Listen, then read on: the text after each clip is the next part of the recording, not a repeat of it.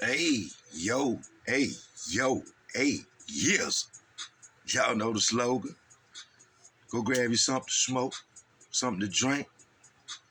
Come back and holler at your boy so we can get this banger going today.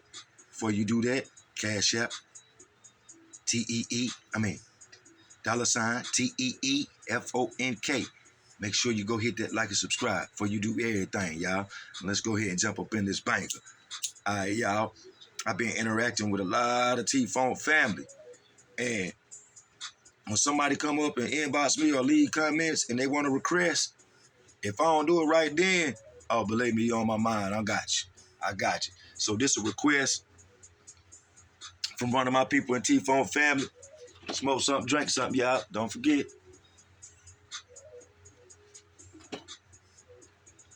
But yeah, this is a request from somebody out of TEEFONK family. And he want me to talk about the first day in prison. It's a 2-for-1. I'm gonna tell y'all my first day on both of my bids. How it went.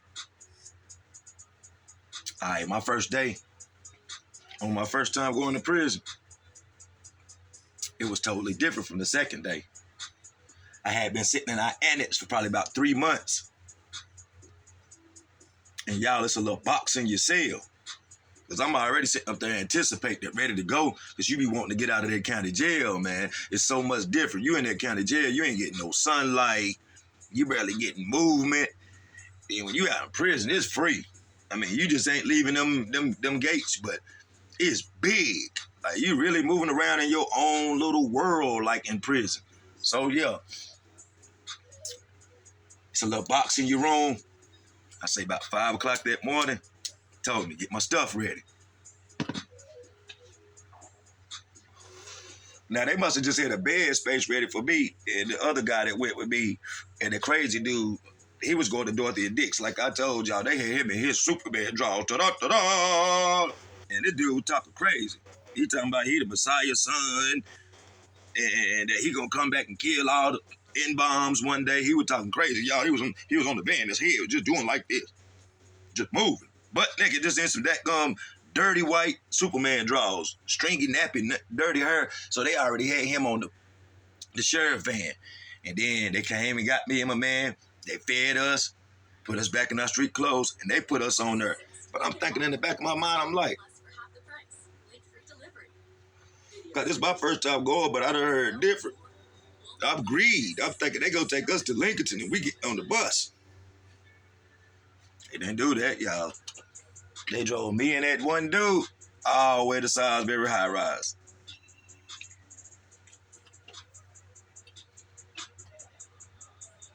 When we got there, it was other other bands that then came, you know, wasn't no full buses coming. So these must have been just a couple beds they had got open to stick us with, you know, some people to process. So we get in there, you walk to that desk, and y'all, I was green. My first time, man. I walk to the desk, the dude be like, you want to donate them clothes to the Department of Correction, or do you want to send them home? So I was clean. I was dripping. I told him, send my clothes home. So he was like, well, take them all off, set them up here. So y'all, I got the collar, got the shirt off. Bro, I got down to this part. I wasn't used to that, man. Showing no man my body and showing, man, bro, you got to take them off. I take another little piece off. Nah, we need all of that. You don't wear none of your street stuff here. It's all state given. You wear state boxes, state socks. We need everything. Y'all, I'm taking one. I'm peeling it like a banana, y'all. I'm taking one piece at a time. I wasn't used to that. Finally got down to my birthday suit. They made me and a couple of dudes walk through that metal detector, walk to this window. Dude had our clothes ready. But y'all, before I left the county, I never get this dude, his name Greg Downs. He came to jail. And it caught like 30 days, 75 days. All I know, he caught some jail time. Oh, he was coming to prison. No, he was coming to prison. He had an 8 to 10. That is right. But he had just got it. And when you just get your time, and it ain't no whole bunch of time, like if you get a murder charge, a big charge, they're going to get you up out of there that day. You going straight to CP that day. But if it's just 10 years, stuff like that, other charges, bro, they're going to make you sit in the county for a couple of months before they find you a bed. So when Greg come in, when they bring him up, y'all, we at the county. So they come and do an annex run. We got a county jail and an annex that they take you to. So before they did the annex run, I had a big old bag of Zooms and Wounds, big bag of groceries. I knew I'm about to go to prison. So the next day is one of them shipping days, and I timed it right. Dude came in there, I had about $40 worth of food. He had $25. I sold him $25 worth of food. Me and some people smashed the rest of it. And what I had left that morning when they called on that box, and I just left it. But I timed it right. I went to prison the next day. So y'all just fast forward back to where I'm at. I'm at the window, finna take my shower, and y'all mind me, I ain't smoked no cigarette in a long time. So it always be a dude. It always be dudes even though it's a processing camp, it's always people that live there. They work there. They don't never leave. So they see people in and out, in and out. He had a pack of Newport 100s, y'all. He was licking too. So at this time, this was my first bid. We didn't have no card. We had cash. So them $25 dude got, I snuck it in with me. After that, took all my clothes off. I had the money to the other man after he got through the metal detector. And then when I got back, he gave it to me. So both of us did a swap off. But nothing but some paper money. So boom, we swapped it off. And y'all, I take that back. In 99, they didn't have that metal detector till the second time. First time, we ain't had no metal detector. After you drop your clothes, you get in that line, you walk straight to that what's the name, and that dude at the window. That is right. So the dude that worked there, he helped me. He came back there, and I gave him the money, told him I want to buy some cigarettes. He gave me my clothes. I got by the guards, took my shower, boom. I bought $5 worth of cigarettes. He gave me my $20. $5 bill, y'all. I had $5 bills. He gave my $5 worth of cigarettes. And I took my $20 because you could spend cash at the window, so I was good. As long as it wasn't no 20, 50, or 100. The biggest bill in there then was $5s. So that's why I'm so glad, my man, that's what he had. He must have been planning on taking that to prison with him, too. That cash money. So, boom. It's a little waiting area, y'all. They had you sitting there, look like pews in a church. All y'all be lined up on these pews. And they be calling your name out. They either go get all your shots, talk to your case manager, and all that different stuff. Well, it's a bathroom in there. Y'all, I got that one Newport 100. I went in that bathroom, hit that thing about 2 times. And my brain said, like Bisco did, oh, I got to hook up. 1. Y'all, I swear, man, my head was swimming like crazy. I almost hit my head on the sink. I had to sit there for a minute, like. Then I came back, I left the cigarette in there, I started letting everybody run in there and hit that mug. We hotboxed that mug, y'all. Everybody woozy.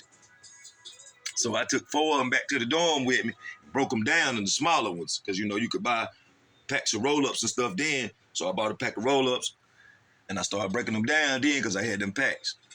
But yeah, after you that go through, talk to your case manager, all that, they send you to this dude. You go have your travel bag. It's white with your name on it, written on it in magic marker.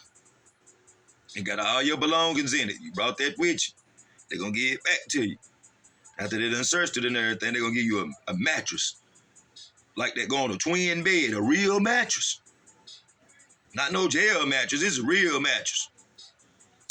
And then when I was there, now you go up in the building first. When I was there, you had to walk past all them thousands of inmates in the high-rise they big yard through another fence, and it's the J208 yard, which is called in Shelby, in North Carolina, better known as the pumpkin patch. Because when they first started it out, the people back there in processing had all orange jumpsuits. That's what I was in right now. This one, this back in the day, y'all, when you had the orange jumpsuits, like you still was in jail, but you was in prison process. It's called a pumpkin patch. So I walked back there, got my orange jumpsuit on. I'm in the pumpkin patch. They tell me to go around the A building. I had to go all the way around the side. Woman sitting up there in the tower, the big pump shotgun. I was in A1. Walked straight in. It's the third one right there. Went in there. You got a bed, y'all, with springs on it. Like at home. Like you got a comfortable bed in prison now. Went in there. Start making my bed up. You know what I'm saying? Now, I got so used to Salisbury High Rise the first time, I didn't even care about getting on game time. I was just going to stay there and max my whole system. Max my whole sentence. Because in North Carolina, if you ain't got no job in school, you can't bring your max to your minimum. Because it's called game time. If you're not in school, you doing your whole time. Or if you're not working or nothing, your max up here. Once you get a job or something, it starts shooting down. They start adding every month your projected dates. If you keep that job, and your release date to drop. Y'all, it was my first time in prison. Salisbury was so sweet, I was wanting to sit there and do the whole thing. So when y'all gonna notice on my first time in prison, it took me a long time to process, because every day they sending you out to go do something. You gotta go see the dentist, you might got to go see the psychiatrist. It's all kind of stuff. You got to go see the STG officer. I mean, you get these little tickets every day, and you got certain little stuff to do. Certain people be faster than other people's, and certain people's don't. You know, some people fly through it, and some people, hey. But that's how it work in there, y'all.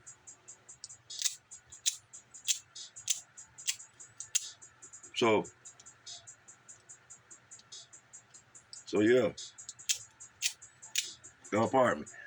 Can't get the light if it won't work. But anyway, you know what I'm saying? So yeah, I'm in there.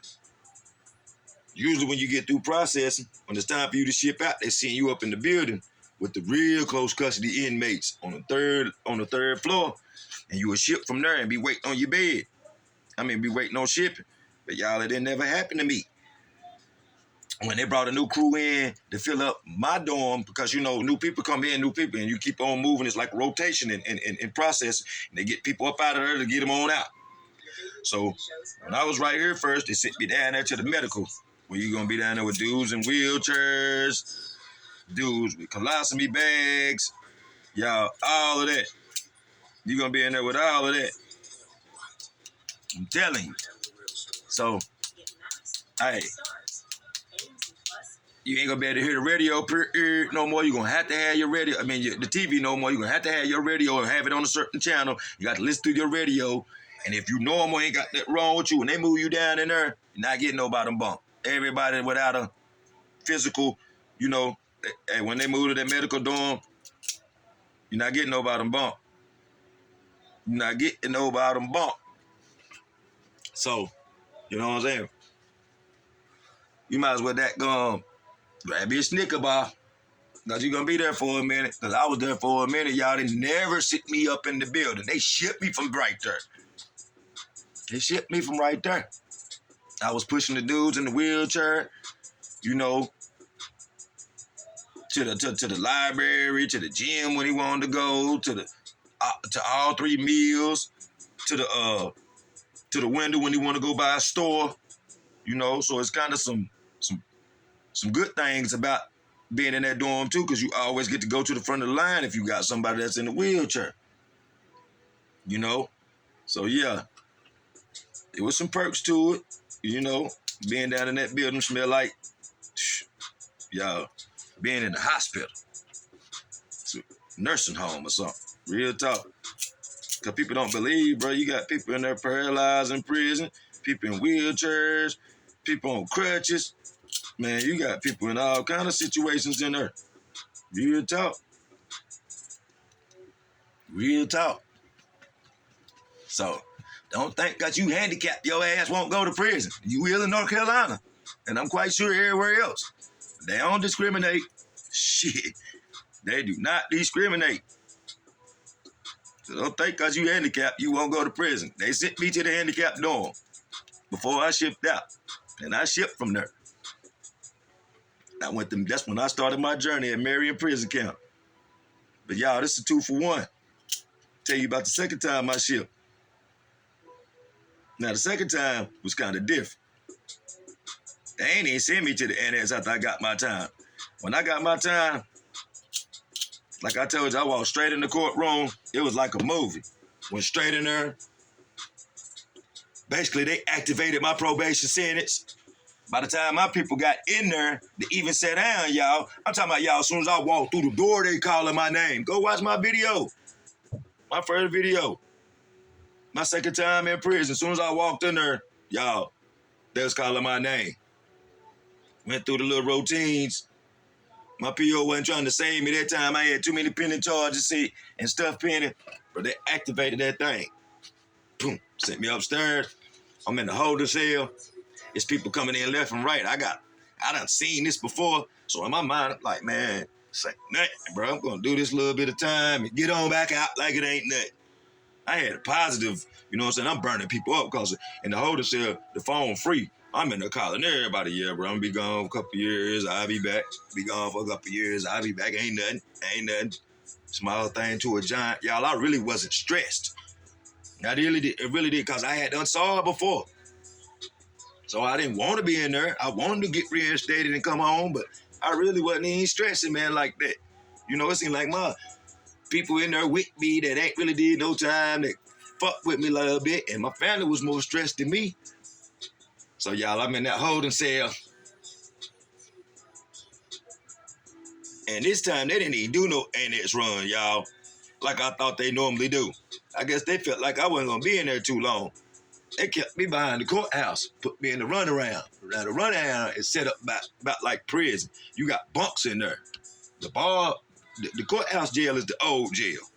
It got bars and consists of bars and stuff on one side and on the girl's side. But on one side, it's a runaround where men just in there, about 20 different men, 2, 4, 6, 18, 10 bunks, 20 different dudes. And I like it in there better because you can get up and down, move around, go to shower, all that and all that in there, man. It's more hands-on. So I had met this white dude, y'all, this red dude I'll never forget. That was my big buddy, bro. He was on that stuff out there in that world, but he was a trooper. He was finna go do a bunch of time. Me and him got real close. I trusted him with my phone number. Look, I'm gonna tell y'all about that. I ain't over here. So yeah, I get in there. I get acquainted. Meet the white dude that caught the meth charge. Me and him got caught with the meth lab. Me and him end up going to prison together. This other dude from Shelby. You know, we in there, we kicking it. We kicking it for about 2 months. Every week, you like, well, I can't wait to go to prison, bro. Can't wait to go to prison. It's a bunch going on in our little jailhouse to keep stuff going. It's when I met Big Dude. He had done got about 5, 10 years. He trying to get some rehab and get some of his time brought down, but you know, he was a big dude, bro. And for some kind of reason, he just clinged to me, bro. He loved me, man. And like, if I'm fitting to do something in there, he ready to do it for me. For some reason, like he was a good dude, but he had turned green, bro. He ain't care about no color, none of that. He fooled with me. I don't know what it was about little old TEEFONK, but that man loved me. So he was waiting on to try to get into this rehab. He wasn't trying to go to prison. He was trying to help get into this rehab. And you know, they help him get his time cut and stuff. So y'all, in there, you ain't in no cell by yourself, so they don't got no box to come to you and tell you that. So, bro, early one morning, Tuesdays and Thursdays. I can't remember if it was a Tuesday or a Thursday. They came in there, they told me, they said my name. Get ready to ship out. But I jumped up, I'm happy, I'm crunk. This is my second time going to prison. I'm crunk. I'm like, I already know what I'm going through. I'm crunk. Let's go do this. Big boy get up, give me a hug. This, that, and the third. Everybody, you know, there's other dudes that was supposed to go to prison with me. They didn't ship that day. They mad. They happy to see me leave, but they mad because they just wanting to go with me, bro. So, boom, it was dudes in there I don't know for years, y'all. And my old lady out there in the world and my people, I could always talk to them. I had a number I always could call, so I left the numbers with my big boy. I mean, he a red man, and it was Hebrew man in there. Y'all, let me just break it down like this. He a white man, and it was so-called black men in there. And I left that number to him because he was loyal. He showed love. Love is an action word, man.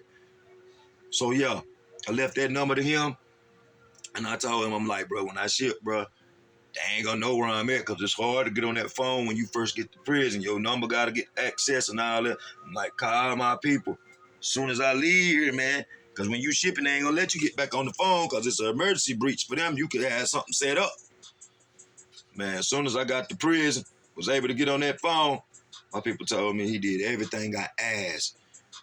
Now, see, that had been somebody my own color, they probably would have tried to holler at her, probably would have kept trying to call her to get numbers, because I done been grimy and done something like that before. Not try to holler at them, but kept trying to use somebody three-way over and over after they let me use it. But,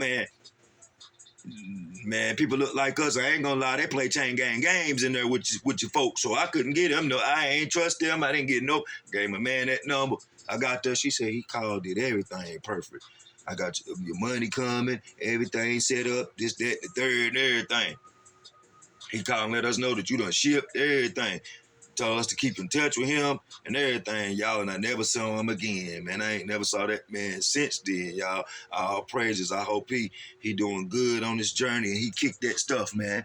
But, yeah, so I get there. I get my little number. I call her. Once I get to talk to her, I feel a lot more comfortable. I'm walking around on the yard now. They mess around and left my check, y'all. See, this how I do. When you get it from when you get it, you get the money in jail with you. They write it out in the check. And when you ship out to prison, they ship that check with you. But they forgot to bring our checks, bro. So it had to come in the next shipping. So when we get there, we can't buy shit. And I ain't getting in that shower. So boom, we get there. Y'all, I'm telling you, this was totally different than the first shipping. They put us on the van. Yeah. No. That was the first time. I'm sorry, pardon me, Salaki. Look. They put us on the Cleveland County van first. Take us to Lincoln. It's a Bojangles right there. Lincoln Prison Camp down the road from it. Just about 2 minutes down the road. You see a whole bunch of county vans. Cleveland County, Mecklenburg County, Gaston County, Lincoln County. You see a bunch of them. Then they start getting us off, putting us on that prison bus. That gray ghost. That boom, boom, boom, boom, boom, boom, boom, with that rattle, bro. They put us on there. We on there getting acquainted with all kinds of all the dudes, Gastonia dudes, Far City dudes, you know, everybody in our area. So that's why we be clicking with each other, because all our area, we meet up in Lincoln and then go to prison. So after all us get on the bus, our sheriffs, they leave and going back to their counties. Now they done took our file, looked at us, put us on the bus. Boom, they shoot straight down there to Lincoln prison camp. Get whoever they get in the brain with them to take them somewhere. Load them up, boom, we take off. Now mind you, y'all, all us in our street clothes. Like I said in the first time, you get put back in your street clothes. My second processing, man, them guards were so mean. We get out the bus, the dude take the look. I didn't tell y'all this the first time. When you get to Salisbury High Rise, you pull up in this thing, and this big long door shut down behind you. And this dude got this mirror, and he go up under the bus all the way around it. Every inch. They look up under the motor, shine flashlights. They making sure ain't nobody trying to catch no ride. You know what I'm saying? I wonder if a snake or cat or something ever done popped out on their ass when they did that. But anyway, you know, that was just food for thought. But yeah, so when you do that, and they walk you in there, you got like 20 guards. It's like kind of like they in like tactical kind of gear, but they ain't in the same regular suits as them. We don't call ours SRT, and I don't forgot what they call them. They come out there talking junk. Y'all in prison now. You do this, you do this, you do that. First two step to the desk. Y'all first two step to that desk. Y'all first two step to that desk. Do you want to enter your clothes to the Department of Corrections, or you want to donate them? So, bro, I already knew the routine. I started coming up out of it. Then you got little young dudes sitting over there. They waiting in this little booth for their bus to pull up to take them to Pope Youth Center. You know what I'm saying? So you got all these people watching you get butt naked. Now, I went in 99 the first time. What no metal detector, like I said. The second time is high tech. when I went back in 2007, bro, they got the metal detector. You lined up. They trying to put you, man, penis to butt. But I ain't going for it, bro. We got to have a little bit of space. You know what I'm saying? So walk through that metal detector. Dude, see you. Get your clothes. Take your shower. Go sit on them pews. Get the process to start. Boom. You waiting on them to call your name out. To go in here to get take your blood work, to do this, to do that, to do this, to do that, to do this, to do that. Y'all, it was a little different this time. I had heard it through the grapevine the pumpkin patch was still the pumpkin patch. But y'all, we wasn't wearing the same thing. We wasn't in no orange jumpsuits. We had the regular prison uniform on. Only processing had an orange patch on the back of it. Processing had an orange round patch on the back of it. So y'all, they go through. Boom. This processing right here, I guess since I went through it the first time, man, my jump went fast, bro. Shoot us back there. I get in the dorm. They start sending me that first day. I almost finished about 3 things that first day. You had about 10 or 12 things to do before your processing is finished. Since my name in the system, they running me through that thing, man. I'm knowing where to go, everything. So boom, they come to me and tell me I had pending charges. I had to go to court before I sit. Now when I shoot down there, y'all, listen, one of my other stories, I ain't gonna tell y'all about it. You gotta go watch it. I shoot down there, stay about a week, shoot back. When I get back, they give me my stuff out of property. I walk back down there to the J208 back in the pumpkin patch. It's a whole new set of people in my dorm. I'm looking at everybody. I start talking to people like, nah, bro. I'm like, yeah, I done been here, bro. I just went to court, came back. They're like, oh, bro, you ain't in here no more. You up in the building now. Now, like I said, y'all, I didn't get to go up in the big, tall, high-rise the first time when I went to prison. They sent me to the medical and shot me up out of there. This time I went up in the building, y'all. Y'all, 6 floors. And that bug is a skyscraper, y'all. I'm talking about, man, if you're from around here, it look like the Bank of America. If you're from somewhere else, man, it look like them buildings upstate New York and them big cities and stuff, man. When you look out the window, people look like ants. That's how short they is. And you got in close custody in North Carolina, you got your own single cell. So boom, I'm loving it. They done put me in there. I made my bed up, got my own single cell. You know what I'm saying? I'm loving it. I'm running around the yard because I got back early. I'm running around the yard, going to town, running around. I get to use their big yard. I get to go out. Man, that junk look like a small world out there, y'all. You smoking weed. You doing anything. That guard up there in that tower, bro, that junk so big, bro. He ain't going to smell it, bro.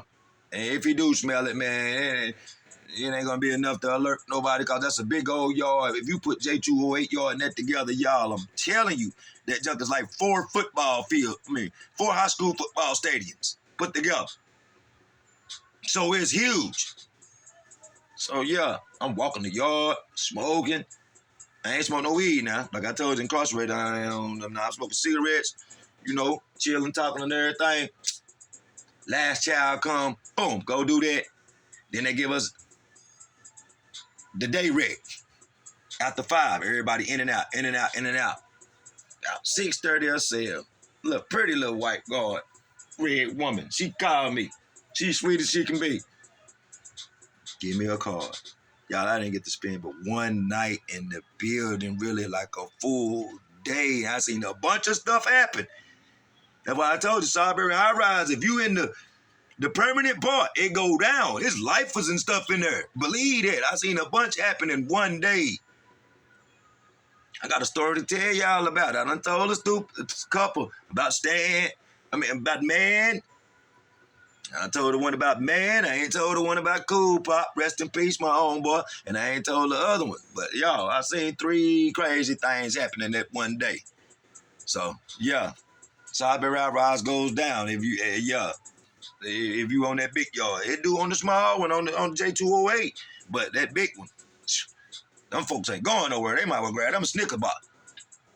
And then they always constantly mixed in with shipping people, so they able to, you got dudes hanging out at Salisbury High Rise with their koofies on and different stuff on and stuff like they out on the street. Hey, bro, I got that weed, I got that cigarettes, I got that. Like they out on the street hustling, bro. That's how big Sideberry High Rise is. It goes down there if you done been there, man. If you done been there and really know a little bit. I done seen some stuff happening. They said it's getting worse. Especially if you can't go up on the elevator. You gotta walk them steps up. Bruh. Anyway, so boom. She bring me the little white card. Tell me I'm shipping that night, y'all. And I ship. She told me to be ready about 3:45. I'll tell you about what I got into it with a dude behind this right after that. It's in another story. You got to go check it out. This right here is just like telling me about my first day. Man, want to know about the first day in prison, processing and stuff, bro. You want to know about the first day. So I took him down all the way through it. From the first day all the way through it, y'all. So y'all, they called me down there. I got the little shipping card, got my shipping bag. Man, I started saying bump it. I started putting all my stuff in there. I ain't even wanted that gum. You know, I ain't even wanted that gum. Get my junk neat like I was at first. 3:45, they came in there, woke us up, fed us breakfast. I get down there, my homeboy Junior, a bunch of us in there, sitting in there. That's when me and Junior first met again. We was already in processing together. We went to the same yard at Hope together. So it's probably about 100 of us, maybe 60 of us sitting down there, getting the demon off of us and all that, all our tongue and everything.